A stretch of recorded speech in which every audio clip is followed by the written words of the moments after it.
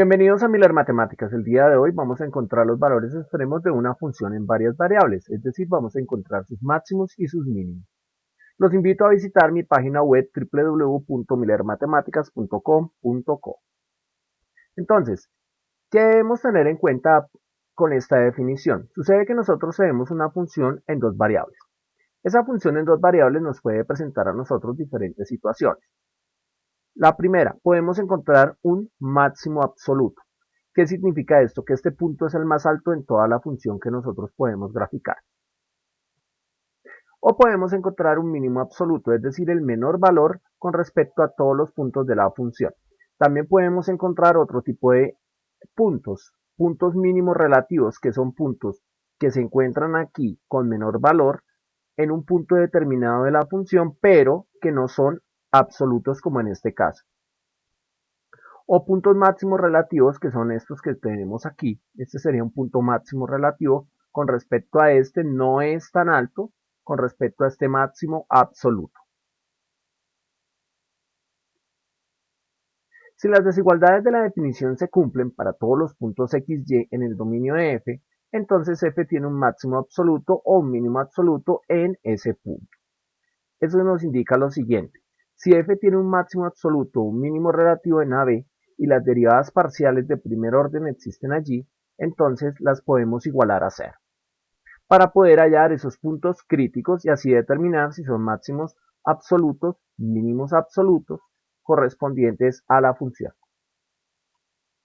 Entonces nosotros necesitamos tomar la prueba de la segunda derivada. Supongamos que las segundas derivadas parciales de f son continuas en un disco de centro AB, y suponga que la primera derivada parcial con respecto a x en ese punto es igual a 0, y lo mismo sucede con la primera derivada parcial de y con respecto a ese punto y también la igualamos a 0. Es decir, AB es un punto crítico de esa función.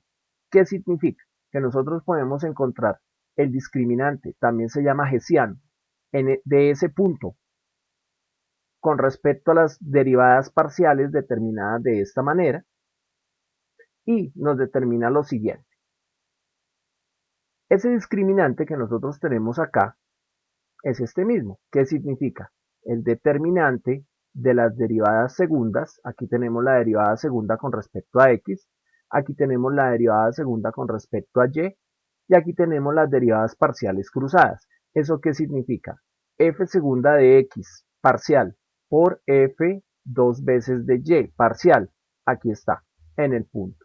Menos el menos del discriminante por las derivadas parciales cruzadas, que son exactamente iguales, entonces las elevamos al cuadrado y aquí aparece, pero en el punto determinado.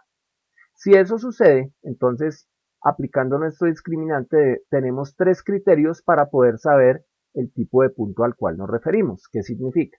Si el discriminante es mayor que 0 y la segunda derivada en ese punto es mayor que 0, entonces la función en ese punto tiene un mínimo relativo.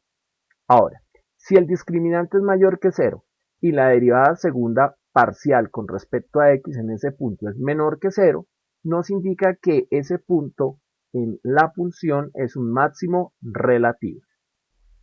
Y si por el contrario el discriminante es menor que 0, entonces la función en ese punto no es ni máximo relativo ni mínimo relativo. Veamos un ejemplo. Calcular los valores máximos y mínimos relativos y punto o puntos de silla de la siguiente función. Entonces lo primero que vamos a hacer nosotros es derivar parcialmente con respecto a x nuestra función. Entonces nos queda la primera derivada parcial de la función con respecto a x va a ser igual a derivada de x al cubo nos da 3x al cuadrado, menos la derivada de 12xy nos queda 12y, porque recuerden que 12y se comporta como una constante, y la derivada de 8y elevado al cubo vale 0. Aquí tenemos la primera derivada parcial con respecto a x. Se deriva la misma función, pero esta vez ahora con respecto a y.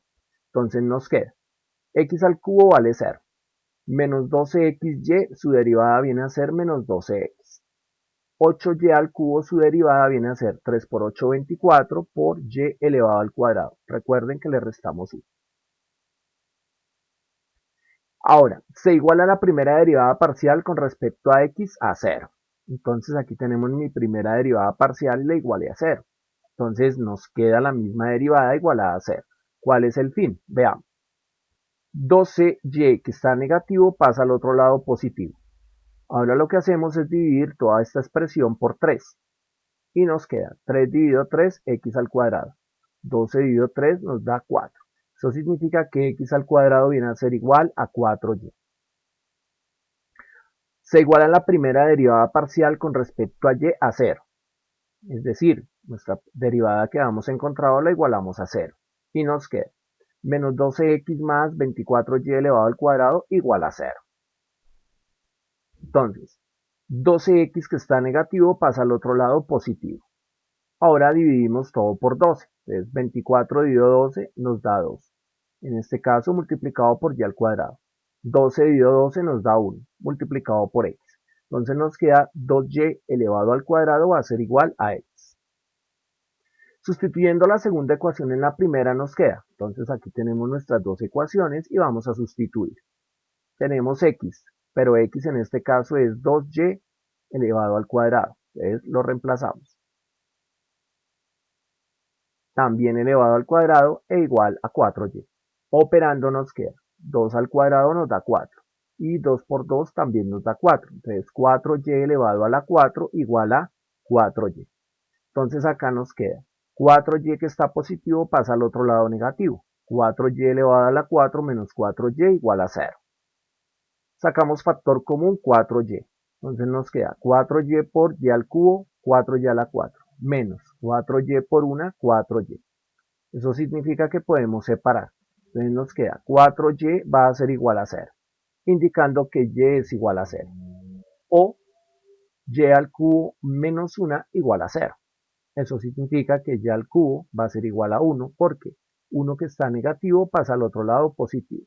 En consecuencia nos queda que la raíz cúbica de y es y la raíz cúbica de 1 es 1.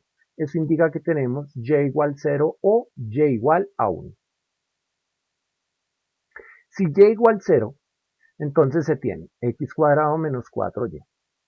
Y se reemplaza. Entonces reemplacemos el valor de y que vale 0. Y nos queda que x cuadrado es igual a 4 por 0. En este caso 4 por 0 nos da 0. La raíz cuadrada de x cuadrado es x y la raíz cuadrada de 0 es 0. Indica que si y igual 0, entonces x igual a 0. Ahora, ¿qué sucede si y es igual a 1? Entonces se tiene la misma función, x cuadrado igual a 4y, y reemplazamos. Entonces, x cuadrado va a ser igual a 4 por 1. X cuadrado va a ser igual a 4. Le sacamos la raíz cuadrada a 4 y nos queda que x es igual a 2. Indicando que tenemos dos puntos críticos, 0, 0 y 2, 1. 0, 0 y 2, 1. Ahora hallamos las segundas derivadas parciales. Entonces, tenemos nuestra primera derivada que era 3x cuadrado menos 12y. Hallamos su segunda derivada parcial y nos queda 2 por 3 nos da 6x y de menos 12y nos da 0. F de y es nuestra primera derivada que nos había dado menos 12x más 24 por y elevado al cuadrado. La derivada segunda con respecto a y parcial va a ser igual a de menos 12x vale 0. 2 por 24 nos da 48y. Ahora hallemos la derivada cruzada. Entonces tenemos f de xy es igual a 3x cuadrado menos 12y.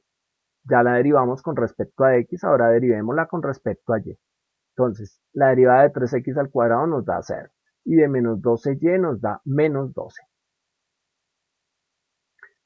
¿Qué vamos a hacer? Vamos a hallar el discriminante o hessiano. Entonces recordamos nosotros que nuestro discriminante es el determinante de las derivadas parciales. Entonces reemplazamos. La segunda derivada parcial con respecto a x es 6x.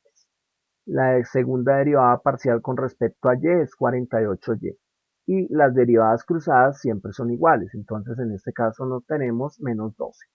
Significa que mi discriminante va a ser igual a 6 por 48, 288 xy.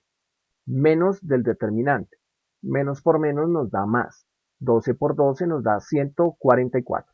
discriminante es exactamente igual a 288xy menos 144. Ahora lo vamos a evaluar en nuestros puntos críticos. Empezamos con 0, 0. Entonces reemplazamos x por 0 y y por 0, indicando que nuestro discriminante en este caso nos da 0 menos 144 es igual a menos 144, donde este resultado es menor que 0, indicando que este punto es un punto de silla en nuestra función original, x al cubo menos 12xy más 8y elevado al cubo. Entonces, tenemos nuestra función original. Reemplazamos el valor de x por 0 y el valor de y por 0. Al reemplazar cada uno de estos valores encontramos que nos da como resultado 0, indicando que nuestro punto de silla se encuentra en 0, 0, 0. Ahora hacemos lo mismo con el otro punto crítico. Entonces, tenemos acá nuestro discriminante o hessiano. Lo reemplazamos por el punto 2, 1. Entonces, x vale 2, y vale 1. El resto nos queda igual. Entonces, operando nos queda 288 por 2 por 1 nos da 576 menos 144. Y el resultado de esta diferencia nos da 432. Eso indica que este resultado es mayor que 0 en ese punto. Luego se evalúa la segunda derivada parcial en este punto. Entonces, evaluando nuestra segunda derivada parcial para saber si es un máximo o un mínimo, hacemos lo siguiente. Ya tenemos la segunda derivada y la reemplazamos. X por 2, y por 1. En este caso, como no hay y, simplemente reemplazamos x. Y nos queda 6 por 2. Y 6 por 2 es 12. 12 es un número mayor que 0. Según el criterio de la segunda derivada, es un mínimo local en nuestra función original. Entonces reemplacemos. F de 2, 1 va a ser igual a 2 elevado al cubo menos 12 por 2 por 1, que es el valor de y, más 8 por y que vale 1, entonces está elevado al cubo. Operando nos queda 2 al cubo es 8, menos 12 por 2, 24, por 1 nos da 24, más 1 al cubo es 1, 8 por 1, 8.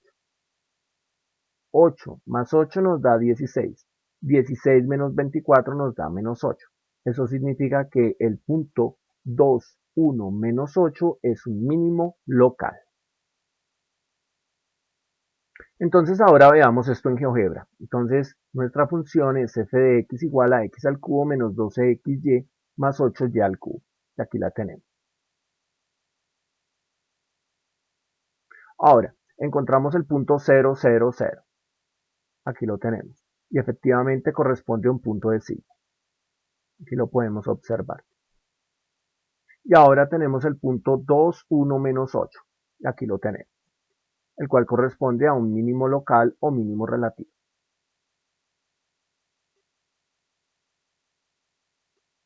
Esto es Miller Matemáticas. Estudia porque la matemática no se aprende viendo, se aprende haciendo. Si te ha gustado este video, dale like y te invito a suscribirte a mi canal Miller Matemáticas. Chao.